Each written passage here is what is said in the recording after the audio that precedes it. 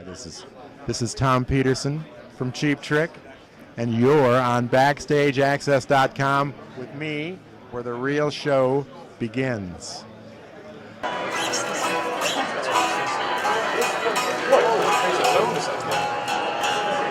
would love to hear it.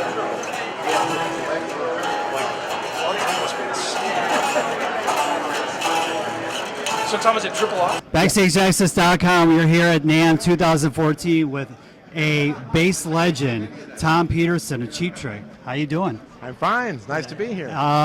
We're at the Gretsch booth here, and you have a long relationship with. You play Gretsch basses, and tell us about your relationship with them. I have a Gretsch White Falcon 12-string bass. Okay. The Gretsch is now making. Yeah, I think it's. We have one, and That's there will be more.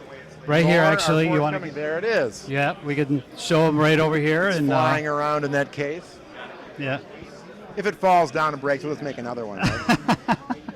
But Chris Fleming made that bass for me, and that's the only one at this point. And Steve Stern is going to be making the rest of them.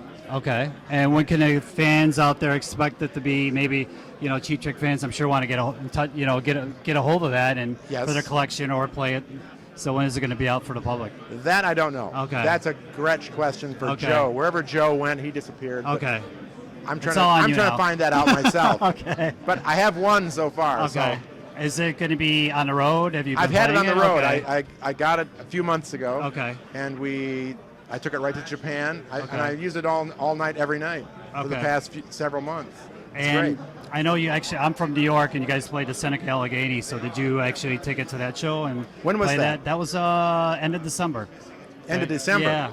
No, I had it back home at that point. We only had like about 5 shows left at the end of the year, and I thought I had flown it back home, and then I would have had to check it as luggage. And I thought, it's the prototype. I'll leave well enough alone and leave it at home. So, but I was so spoiled by using it on the road that it's like I just love it.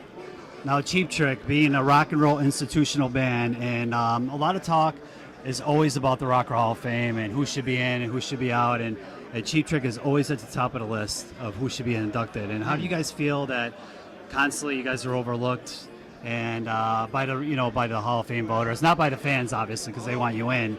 And how does the band feel about that?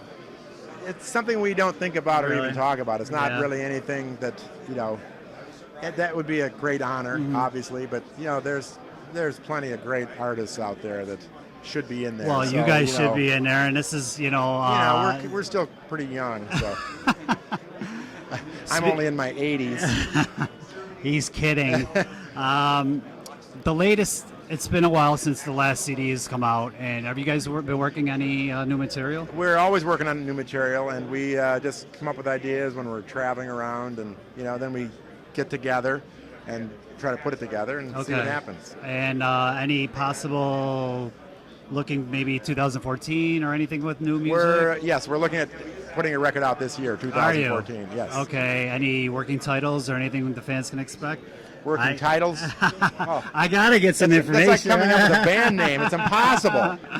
No. No, that is really like the last. That's the least of our worries is getting a working title. We need some working songs. Okay. Anything is it going to be kind of similar to the last couple releases? Or? Well, everything that we do is sort of similar. And, we like all sorts of, we do ballads and heavy material and lighthearted things and scary things and just kind of what strikes us. All right. Mainly what strikes us funny. It doesn't have to be necessarily funny to anybody else, but it's funny to us. Yeah.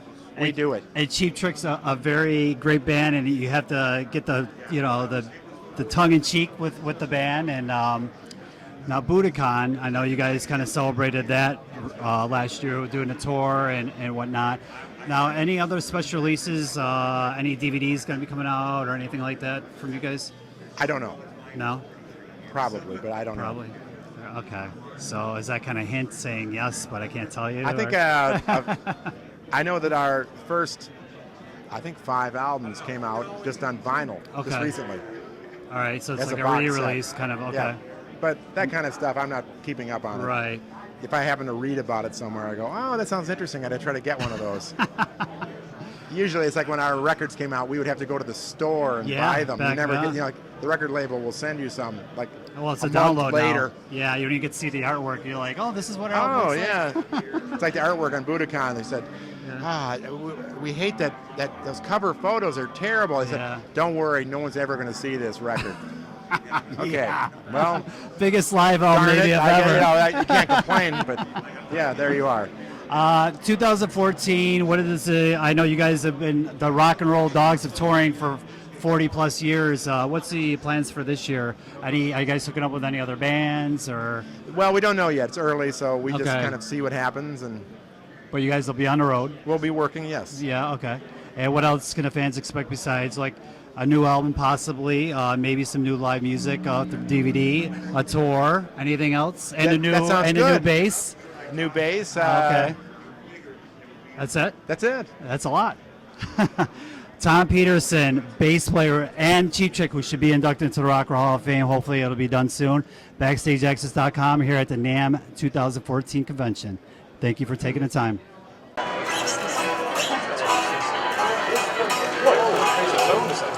I would love to hear it.